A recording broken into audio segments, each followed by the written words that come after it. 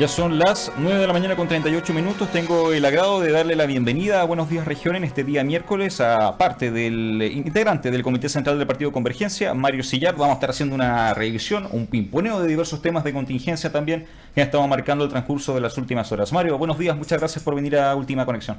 Buenos días, muchas gracias por la invitación y felicitaciones por tu nuevo rol temporal de conductor del programa. Ayudando al tío Mauro, que se tomó una semana de receso, no sabemos dónde está, pero merecido descanso después del ajetreado ritmo que tiene el programa durante el transcurso de los días. Así que vamos a estar esta semanita reemplazando a Mauricio. Bueno, vamos a tocar varios temas en realidad, Mario, en este bloque, más enfocado desde la perspectiva del Partido Convergencia en relación a las situaciones que se han estado desarrollando en las últimas horas, en los últimos días.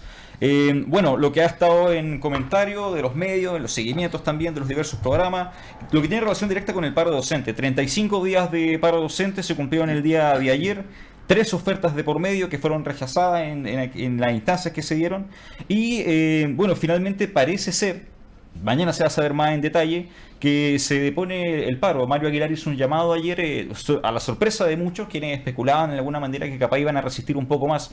Se plantea de parte del presidente del Colegio de Profesores desgaste por un punto, y algo que me llama la atención, el hecho de no perder la credibilidad con la gente y de poner el paro en estos momentos. Algunos hablan capaz que hay un poco de incongruencia en el hecho de la credibilidad y de poner el paro. Más o menos, ¿qué es la perspectiva que tienes, Mario? No, me parece muy interesante el rol que ha tenido Mario Aguilar en torno a este conflicto. Creo que lo conversábamos con Mauro la vez pasada que vine, que me parece que el rol del docente, hablando como en términos más globales antes de la movilización propiamente tal, que el rol de los docentes ha cambiado muchísimo en los últimos años, que en general el sistema educativo ha ido cambiando muchísimo en cuanto a las expectativas y las demandas que tienen los estudiantes y los apoderados y en realidad la totalidad de la sociedad respecto al funcionamiento de la escuela, y que esos cambios y esos cambios de expectativas que tiene la sociedad de las escuelas modernas ha recaído en muchísimo más trabajo y muchísimo más carga laboral para los propios profesores y profesoras. Entonces, en función a eso, creo que la movilización de los profesores tiene un anclaje muy relacionado con eso, en la idea de que los profesores nos dicen a nosotros, a la sociedad chilena, digamos, como el mundo está cambiando. Por lo tanto, necesitamos nuevos sistemas educativos, sistemas más dinámicos, más flexibles, más modernos. Y creo que los profesores han sabido hablarle a la sociedad chilena en esos códigos. La mayoría de la sociedad chilena apoya la movilización según distintos sondeos y distintas encuestas, porque no se refieren netamente a cuestiones gremiales, ¿no? Sino que a cuestiones de, sin duda, justicia laboral, pero también los profesores nos dicen, oye, me estoy llevando casi 4 o 5 horas semanales de trabajo para la casa, y eso hace que yo en el aula rinda menos. Entonces, eso tiene un costo y es perjudicial para la totalidad del sistema, para la totalidad de los estudiantes, y en eso considero bastante valiente lo que hace Mario Aguilar. O sea, en el fondo reconoce todo los que hemos tenido algún tipo de experiencia en movilizaciones, huelgas o organización sindical, laboral, estudiantil, sabemos que eso pasa, que cuando ocurre un momento de organización previo, hay altos niveles de cohesión, muchas ganas de movilizarse, pero al momento de pasar los días, cuando la cotidianidad te va comiendo, ¿cierto? Y cuando vas perdiendo también la energía de hacer frente a esa movilización, obviamente lo que dice Mario Aguilar me hace mucho sentido. En el fondo es, bueno, hemos instalado el diálogo, hay demandas que son muy, muy complejas de cumplir para cualquier gobierno, y creo que ahí, yo creo que Mario Aguilar y la organización de los profes, al menos la directiva, da una muestra de sensatez, digamos, ¿no? De querer empatizar con la ciudadanía, que quiere que en parte se solucionen los problemas de los profesores, pero también es razonable que quieran volver con sus hijos a clase. Y bueno, habrá que ver qué opinan las bases. En ese sentido también considero muy valorable lo que hace Mario Aguilar, que es someter básicamente cada uno de las decisiones y los pasos de la negociación a cuestionamiento de sus propios asociados. Así que en ese sentido, me saco el sombrero con la organización y cómo han llevado esta negociación los profesores. Dentro de las manifestaciones históricas que han realizado los profesores, ¿es esta una de las mayores, con las de mayor relevancia del último tiempo, no? En términos de materias de avance, de concretar diálogos con el Estado. Habría que ver cómo se cierra el acuerdo, digamos, pero sí, yo creo que en general los profesores tienen un avance muy paulatino y muy lento de cómo van instalando las demandas de su gremio. Lamentablemente en Chile creo que ha habido una conciencia en los últimos 10, 15 años de que el sistema educativo está muy torcido, que tiene muchas pifias, que reproduce las desigualdades, que eso se ha visto reflejado en las movilizaciones estudiantiles de los años 2000 para adelante. Y lamentablemente, desde la clase política, y ahí es donde viene nuestra propuesta, o una de nuestras propuestas, es que hay que hacer una reforma sustantiva, estructural y sistémica de la educación pública, principalmente de la educación pública, en torno a reposicionarla como la parte de la educación hegemónica y que pueda dotar de justicia social como no lo está haciendo hoy día, y que en general lo que ha hecho la clase política es ir parcelando cada una de las demandas: gratuidad universitaria por acá, educación inicial por este otro lado, fundar más jardines, revisar las demandas de los profesores. Entonces, esa parcelación imposibilita poder rediscutir la matriz de la educación o cómo funciona el sistema educativo en Chile de forma más ordenada, sistémica, y que en el fondo pueda resolver los problemas de forma más global. Claro, o sea, para entenderlo de alguna u otra manera, la efectividad de los cambios se va a ver una vez que se cambie el trasfondo, que en este caso sería obviamente la reestructuración del modelo educativo en Chile. O menos ese sería el camino. Sí, pues sin duda. O sea, yo creo que ahí el problema como de fondo es que hay una matriz, esto lo han dicho incluso los profesores en esta movilización, pero lo vienen diciendo todas las organizaciones estudiantiles, universitarias, de secundarios, en otras organizaciones, en otras movilizaciones de profesores anteriormente, que la matriz del sistema básicamente es la competencia. Y ese proceso de mercantilización que ponen a estudiantes y profesores a competir por resultados genera principalmente precarización de la oferta pública, privatización de la oferta, ansiedad, problemas psicológicos para los profesores, etcétera, etcétera, etcétera. Bueno, dentro de este pimponeo que vamos a estar haciendo de diversos temas en contingencias, de la perspectiva del partido Convergencia, junto a Mario Sillar, que nos acompaña en la mañana de este día martes 9 de julio, otro de los temas también que se ha estado desarrollando en los últimos días acá a nivel regional, a nivel local, y que también ha tenido un seguimiento desde la perspectiva de las manifestaciones sociales, principalmente que fue convocada por Codeva, gente de Mina Invierno, gente también de las salmoneras que estuvo ahí manifestándose en distintas instancias que se fueron dando en la última semana, pero salió hace no mucho, el 27 de junio aproximadamente, finales del mes pasado, este golpe que dio el Mostrador.cl, el diario electrónico, el Salmon Leaks, que fue muy referenciado al caso Wikileaks, filtración de documentos, precisamente en este caso de correo electrónico. ¿Cuál es la perspectiva que hay respecto a esta situación? Porque si bien es cierto, habían marchas de por medio, sí, hubo harta convocatoria, actividad, palabras lindas y todo, esto fue de cierta manera como un golpe a todo el movimiento, el tema del Salmon Leaks. Sí, yo creo que de nuevo hay también una discusión más global que dar detrás de eso. Yo creo que la alteración de los informes que Nova Austral entregaba a Cernapesca respecto a la mortalidad de los salmones deja a entrever una fragilidad del sistema para cómo fiscaliza el proceso productivo, que es potencialmente dañino para el medio ambiente. Creo que diversos actores se han referido a la incapacidad que tenemos como sociedad chilena, a través del Estado, a través de las instituciones necesarias, de cómo podemos dotar de mayor estructura, de mayor tecnología, de mayor horas persona que puedan fiscalizar cómo funciona, en este caso, la salmonera. Pero, como te decía, yo creo que ahí también hay un problema más global que tiene que ver con la matriz de desarrollo regional.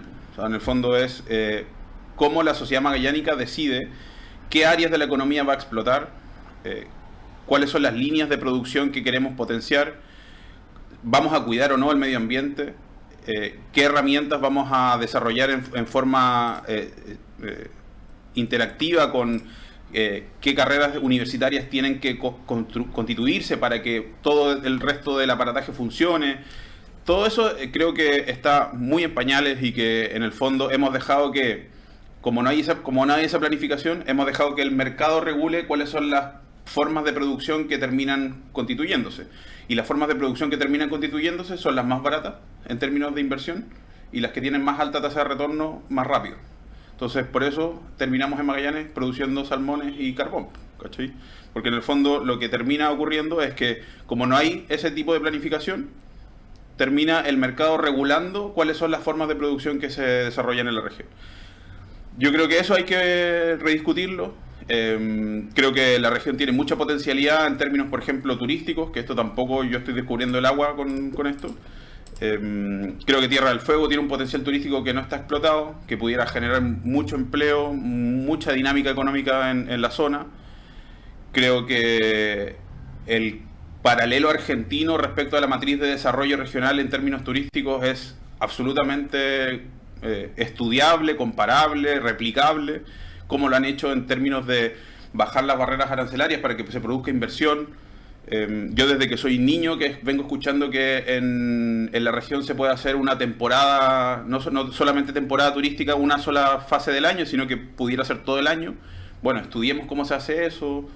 En Puerto Natales, en época de invierno, en temporada baja, los restaurantes cierran, los bares cierran, hay un nivel de desempleo estacional importante. Por otro lado está el tema científico, o sea, somos el puerto y la ciudad más cercana a la Antártica, y eso creo que en el gobierno anterior se avanzó en alguna medida en poder posicionar a la región en esa dimensión. ¿Cómo entonces transformamos a la región de Magallanes en una zona de desarrollo científico, de turismo científico, en donde puedan instalarse universidades de otras partes del mundo, desarrollar más laboratorios, investigación, etcétera, etcétera, etcétera? Bueno, todo ese tipo de cosas son matrices productivas que son mucho más limpias, menos contaminantes, que desarrollan el conocimiento y que en el fondo responderían a una planificación más democrática y que pudiera ponerle atajos también a procesos productivos que son contaminantes, que generan empleo precario, que generan empleo a corto plazo, o sea, que es limitado en el tiempo y que tiene menos costos y menos efectos colaterales negativos en términos medioambientales. Bueno, una situación que, sin lugar a dudas, bueno, actualmente Cernapesca ya le suspendió la certificación al Centro Nova Austral como centro libre de antibióticos. Sí. Así que, bueno, lamentable que haya sido este golpe periodístico el que haya despertado de cierta manera la chispa en Cernapesca para, obviamente, ver la veracidad de las fiscalizaciones, los informes en este caso que iban recibiendo por medios de correo electrónico. En honor al tiempo nos trasladamos a otro punto también muy relacionado a la contingencia ya político nacional. El desorden que hay en términos del Partido Socialista. El fin de semana hubo un par de actividades. El día de ayer ya se oficializó la nueva mesa directiva, nuevamente liderada sin falta de polémicas por el senador Álvaro Elizalde. Pese a las polémicas de elecciones que tuvo la colectividad hace algunas semanas en medio de un tenso clima interno. El sábado se reunió el Comité Central del Partido Socialista para elegir a la nueva mesa directiva, instancia en la que se automarginaron los disidentes del conglomerado. ¿Cuál es la perspectiva que existe desde Convergencia respecto a la problemática situación del Partido Socialista? Y junto con eso también lo que estuvo declarando Carlos Montes en relación al reportaje de informe especial que vinculaba a algunos militantes del Partido Socialista con casos de narcotráfico. Está bastante... ¿Qué dijo Carlos Montes? Carlos Montes estuvo hace poco en un programa y dijo el Partido Socialista no es un partido del narcotráfico, es una mentira, dijo el senador. Estuvo en Radio Concierto dando una entrevista. Sí, bueno, es lamentable lo que ocurre en el Partido Socialista. Para todos los que nos interesa la historia, para los que nos interesa la política, y hemos visto con esperanza o con emoción cómo se ha constituido un partido político que representa los intereses de trabajadoras y trabajadores y que en base a esa característica, a su posición en el sistema productivo, les dice: yo a ustedes los voy a representar en la conducción política de este país, ¿cierto? Ese es el origen del Partido Socialista. Y que ese partido político, al igual como pasa con el PT en Brasil, el Partido de los Trabajadores, se ve asumido en casos de corrupción, es muy dañino para la sociedad en general, porque en el fondo es toda la gente como nosotros que trabajamos. Claro. No es solo un tema de imagen del partido, no, sino algo transversal. No, es algo transversal, porque en el fondo es las organizaciones políticas que van a representar a los trabajadores y los trabajadores de Chile no sirven. Eso es lo que nos están diciendo los medios de comunicación, eso es lo que nos está lamentablemente demostrando en los hechos el Partido Socialista. Eso es muy, muy, muy lamentable. Pero por otra parte, cuando esta crisis de las elecciones internas y del Partido Socialista en general ocurre por los casos vinculados al narcotráfico en la comuna de San Ramón. Lo que ocurre es que el alcalde de San Ramón, que es del Partido Socialista, tiene vínculos con organizaciones narcotraficantes, y el alcalde, según lo que informó CIPER, no estoy especulando yo, según lo que informó CIPER es que el alcalde le ofrece patentes municipales a los grupos y las bandas narcotraficantes para que puedan lavar dinero, y las bandas narcotraficantes a cambio le entregan fichas de militantes que no son militantes. Y esos militantes van a votar, y esos militantes votan en las elecciones internas a tal nivel que se transforman en una proporción incidente de las elecciones del partido. Esa es más o menos la causa de la crisis actual. Pero yo diría que, yo creo que eso es muy grave. Eso es muy grave, cómo se vincula un partido de las trabajadoras y los trabajadores con redes de narcotráfico. Pero, Christopher, tú eres muy joven, pero el PS privatizó las carreteras, la educación y la salud en Chile. Yo creo que el problema y la crisis del PS es un problema ideológico que viene desde el regreso de la democracia hasta ahora. O sea, no es un problema solo del último año. De hoy, claro, no es solo un problema de hoy, de cómo el Partido Socialista dejó de representar políticamente a las trabajadoras y trabajadores de Chile. Yo diría que esto puede sonar un poco soberbio, pero no nos sorprendamos hoy día de que el PS, al haberse quedado vacío ideológicamente respecto a su propuesta inicial de partido político, al quedarse vacío de ideología, obviamente el alcalde de San Ramón dice, bueno, si ya no representamos a los trabajadores, bueno, me toca ganar las elecciones. Me toca ganar las elecciones, y para eso yo voy a tender puentes con redes de narcotráfico para que me garanticen el padrón, para que me garanticen ganar las elecciones y yo seguir en el poder. O sea, yo ya no represento, mi partido ya no representa a los trabajadores, y por lo tanto yo puedo hacer este tipo de maniobras.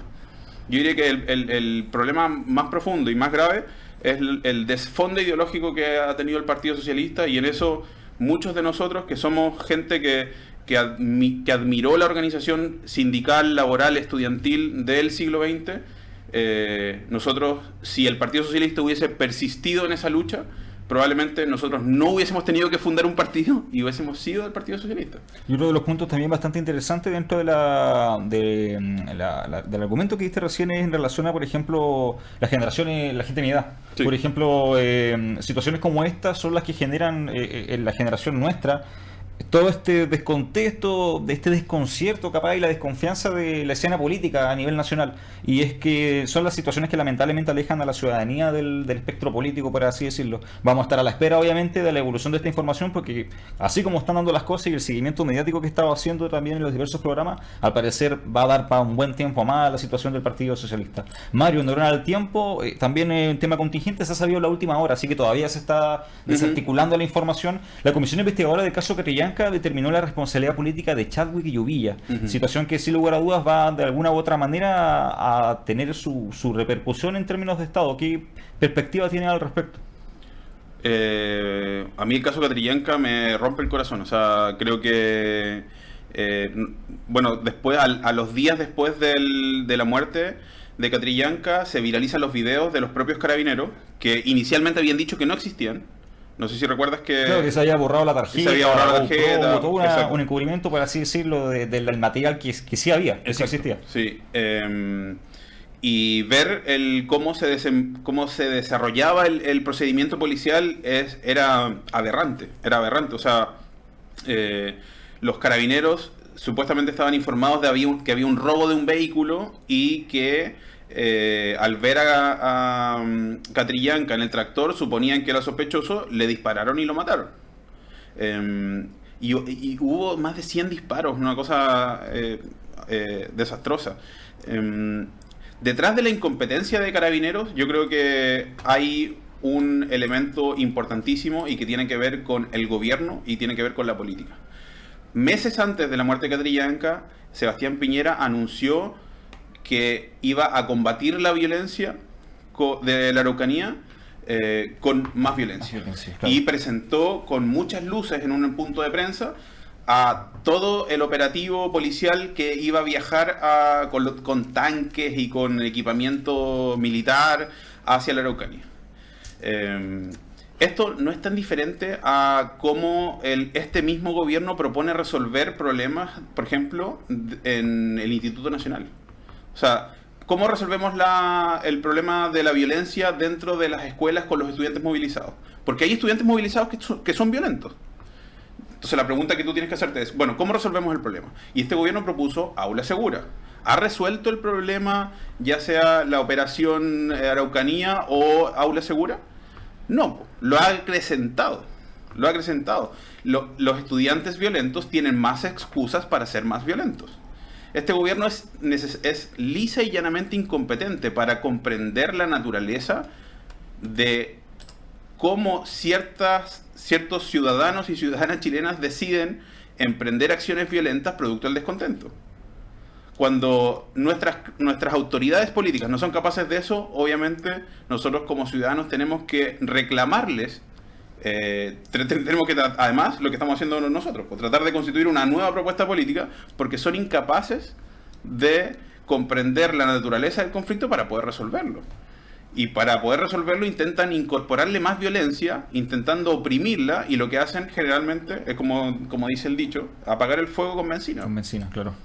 Una situación, sin lugar a duda, bastante compleja, que yo me imagino que en el transcurso de las horas va a haber algún tipo de declaración por parte del gobierno respecto a lo que ya se supo por parte de CIPER Chile, que se determinó responsabilidad directa, política, para ser más exactos, de Chadwick y Uvilla en el caso de Camilo Catrillanca. A mí me parece o sea, además de... Porque acá hay una incidencia directa del gobierno en cómo ataca el conflicto mapuche, el chileno mapuche, pero además de eso, hay el manejo posterior al incidente Catrillanca es vergonzoso. O sea, un parlamentario oficialista de la línea del gobierno salió diciendo, publicando una foto mostrando cómo había quedado baleado un vehículo policial. Y era de un conflicto anterior. O sea, el nivel de manejo comunicacional intentando cubrir los errores que hubo es lamentable, es repudiable, y creo que ahí ojalá los que tienen que pagar costos políticos, por favor, que ocurra. Bueno, esta fue una situación que se especuló, al paso de los días se empezó a especular el tema de la responsabilidad política directa de parte de Chadwick y Uvilla, y con el transcurso del desarrollo de las informaciones de la última hora ya queda confirmado. Así que vamos a estar a la espera de acá nosotros en Polar Comunicación, en el seguimiento de las noticias, cuáles son las informaciones que se van a ir desprendiendo desde este punto. ¿Qué va a ser, sin lugar a duda, uno de los temas contingentes en el transcurso de esta semana? Estuvimos conversando junto a Mario Sillar, integrante del Comité Central del Partido Convergencia. Mario, muchas gracias por haber aceptado la invitación. Muchas gracias. Por haber estado dispuesto a venir a conversar conmigo en esta semana de reemplazo. Estuvimos conversando de diversos temas, estuvimos de campo en campo, así que muchas gracias por venir y que tenga un buen día martes. Muchas gracias, nos vemos. Son las 10 de la mañana con 2 minutos, hacemos un corte comercial en Buenos Días Región. Manténgase